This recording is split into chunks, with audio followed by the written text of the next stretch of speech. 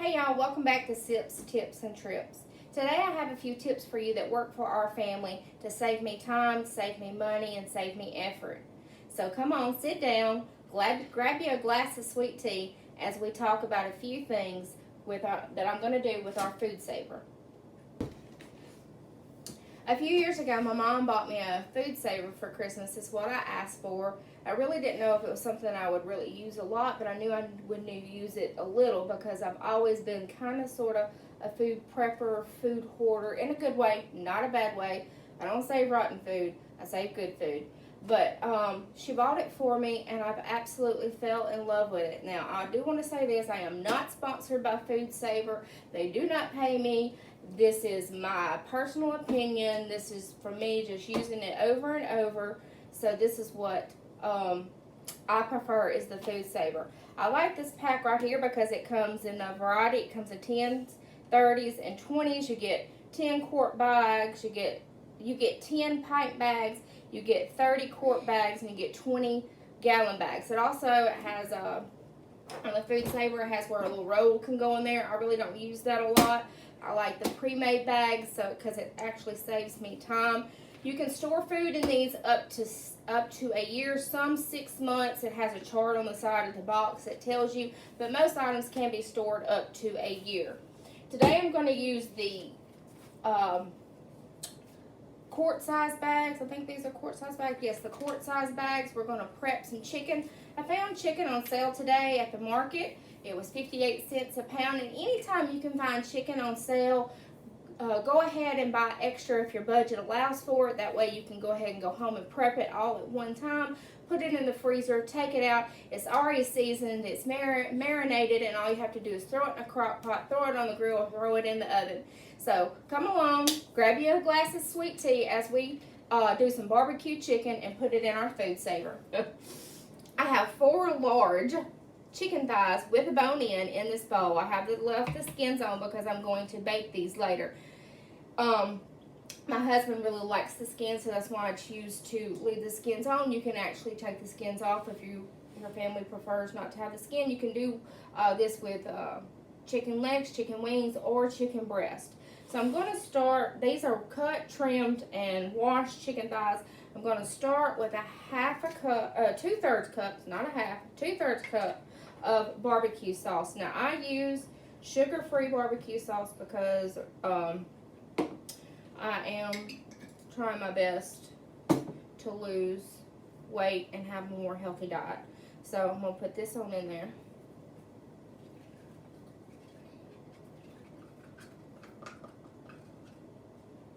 Now if you were doing more, of course you could do all these at one time. Just measure out all your ingredients. You could do more ingredients at a time. Y'all like my little pig? I love my little pig. I got it from Soul and Culture Boutique. Look her up on Facebook. 1 teaspoon, not a tablespoon, 1 teaspoon of onion powder.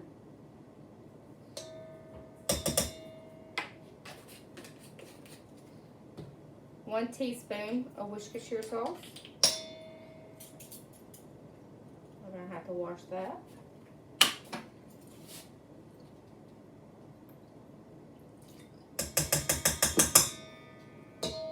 Smoked paprika. Now I love smoked paprika, and this particular smoked paprika comes from Silver City, New Mexico. Miss Muffy took me downtown Silver City, and we ate in this little cafe there that was wonderful. They use all natural products from local farmers, and everything is just homemade, and that little cafe is wonderful. I wished I could think of the name of it. But anyway, we walked down the little square there to this little shop that had all kinds of spices and stuff, and I found this smoked paprika, and I think it comes from the Indian reservations. I'm not really sure. I'll get you some update on that. My husband's shaking his head yes. So I think it comes from the Indian reservations out there in New Mexico, but it is by far the best smoked paprika we've ever eaten. I use it a lot. You will see me use it a lot. So I'm going to add a tablespoon of smoked paprika.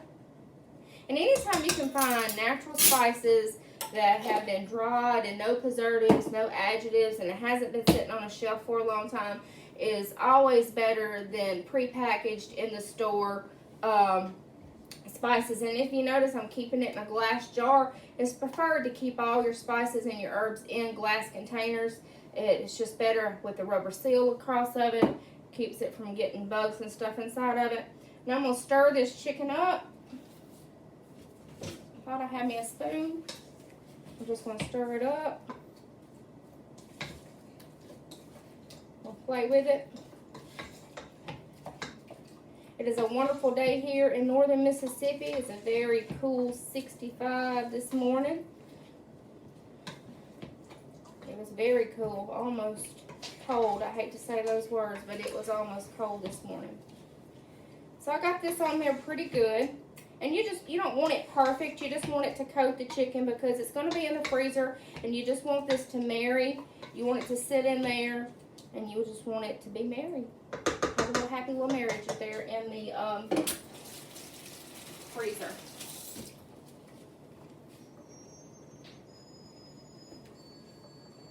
Y'all hear my little girl playing with her toys? I'm going to use a little bit of black pepper. And as I always say, just a teeny bit of salt. My husband says I never use enough salt. Okay, I'm going to stick these in the packages.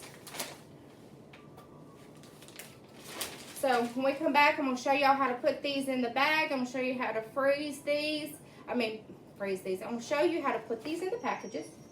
Tongue-tied today. Put these in the packages, and I'm going to show you how to use the Foodsaver. We'll be right back. Just going to place our chicken in the bag. And you might get a little messy, but that's the fun part about being in the kitchen. My grandmother always said, if you're not making a mess, then you're not cooking. And nobody can make a mess more than me.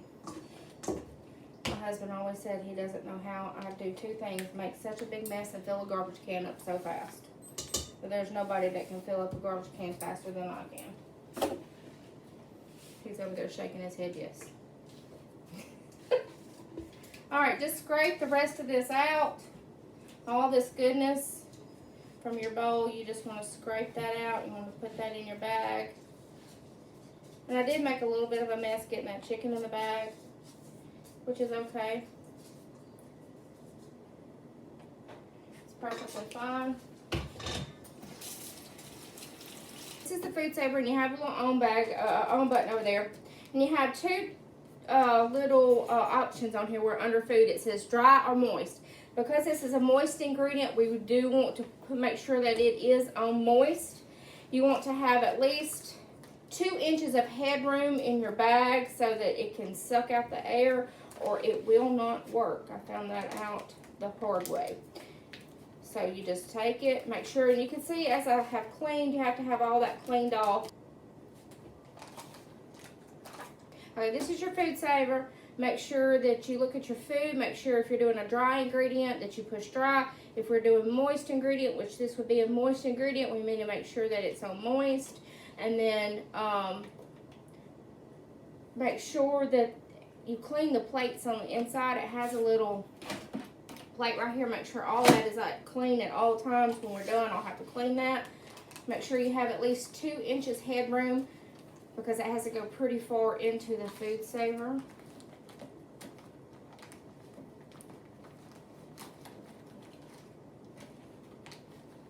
Of course, it's not going to want to work right today. There we go.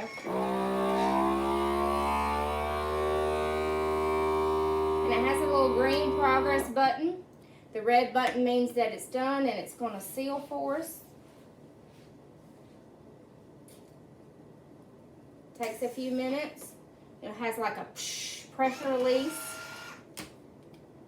And always, while I got my rag, you will need a little wet rag while you're doing this if it's wet ingredients. Always make sure I wipe this out because I don't want any chicken or any juice coming out into the freezer and cross-contaminating. So make sure that is good and sealed. I always seal it twice. It does not have to be sealed twice. Just push seal. It's just my pet peeve. I have OCD about certain things.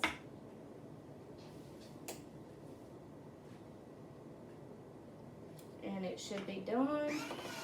And we have 2 wonderful seals on this chicken. Now I just kind of do it like this. Make sure that chicken, make sure that marinade is on everything. Here you go. Here is your pre-prep barbecue chicken, ready for the freezer.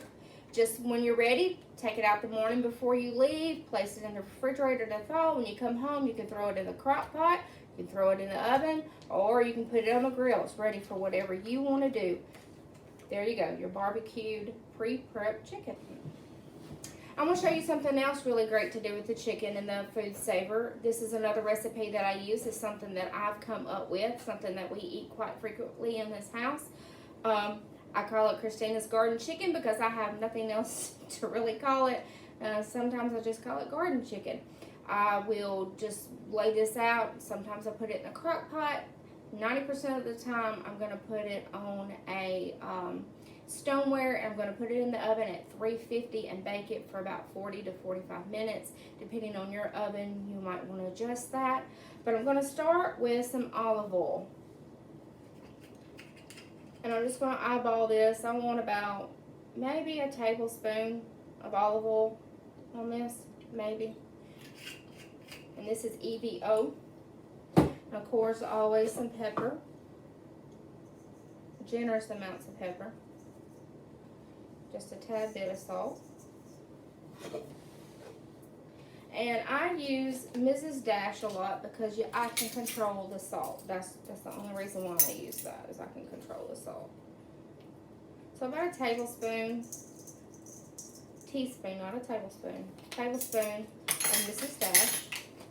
And this is the Aldi's brand. I love to shop at Aldi's.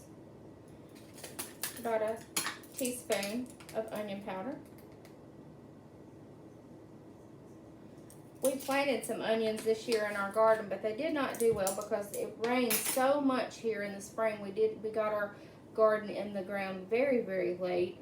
Onions usually need to be in the ground about March to early April. We did not get them in the ground to May, so they did not do good at all. I really would have wanted some dehydrated onions to use in my kitchen. This is my basil. I'm almost out, but Miss Linda's got me. She's got some at her house for me. I dry my own basil. We're going to use about 3 or 4 leaves of basil.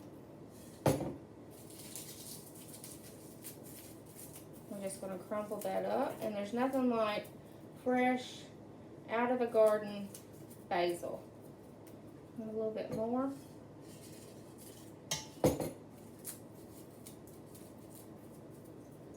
If you ever dry your basil, it's better for your basil to stay whole, and then you crumble it up, and then crumble it up and put it in the jar. Oh, I wish I could smell that. That smells amazing. It smells so good right now. And my last ingredient, I'm going to use a teaspoon of minced garlic. And that was just a little over a teaspoon.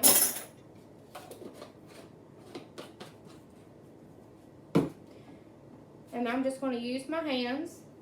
Take my ring off. I'm just going to use my hands. I'm going to toss this around in there. I use my hands on this because I like to get it kind of under the skin. And the skin is still on these. I don't very rarely take the skin off of my chicken because my husband loves the chicken skin so much. Probably shouldn't let him eat it, but you know. Got to have a little fun things in life.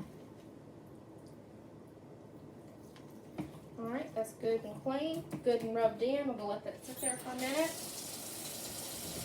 When you're working with chicken, always make sure you wash your hands. Wash your hands. Please wash your hands.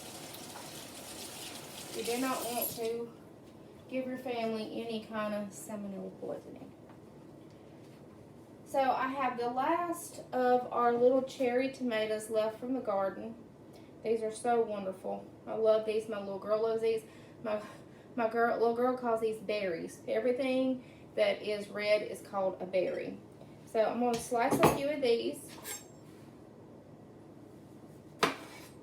So slice them in half and throw them in there, and it'll give you a little roasted tomato flavor when you put your chicken in the oven.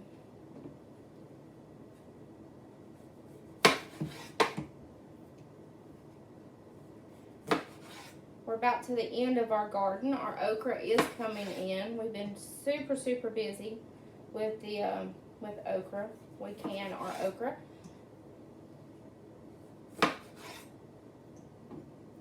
And I think that's about enough.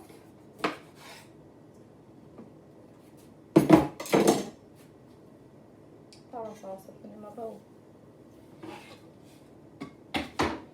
So we're going to take our bag. And we're just going to place the chicken in the bag.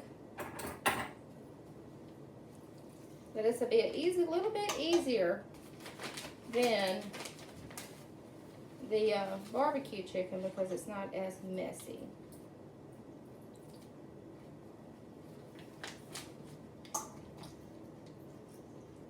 Get him in there.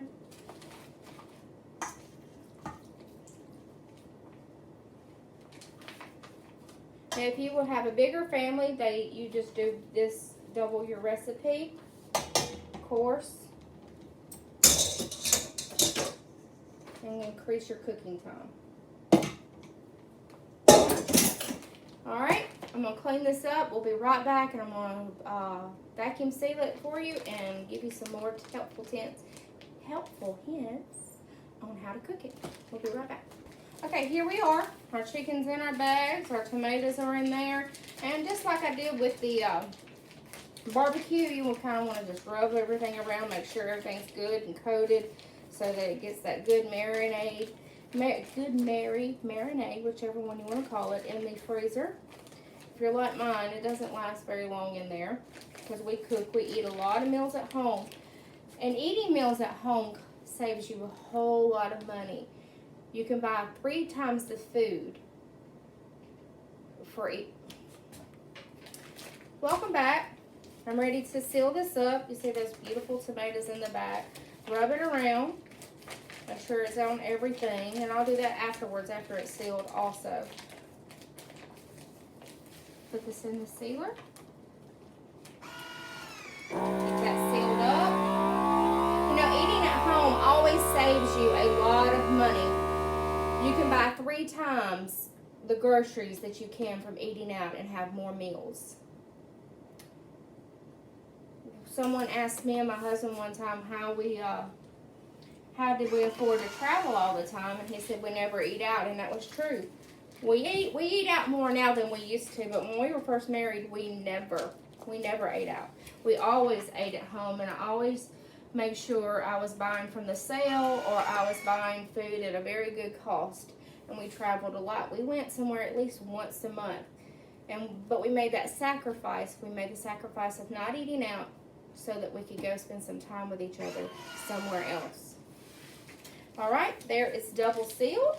It's ready for the freezer. Like I said, sometimes, very rarely, I throw this in the crock pot. Most of the times, because it has the tomatoes in it, I like to just throw it in a ceramic casserole dish. I like to put it in the oven, open, nothing covered, 350 for at least 45 minutes, and the tomatoes have that good roasted flavor, and the chicken is just tender and juicy. So I hope you like what we did today. Let me know in the comments below. Make sure you subscribe to see more. And I had fun. See you next time. Taste and see that the Lord is good.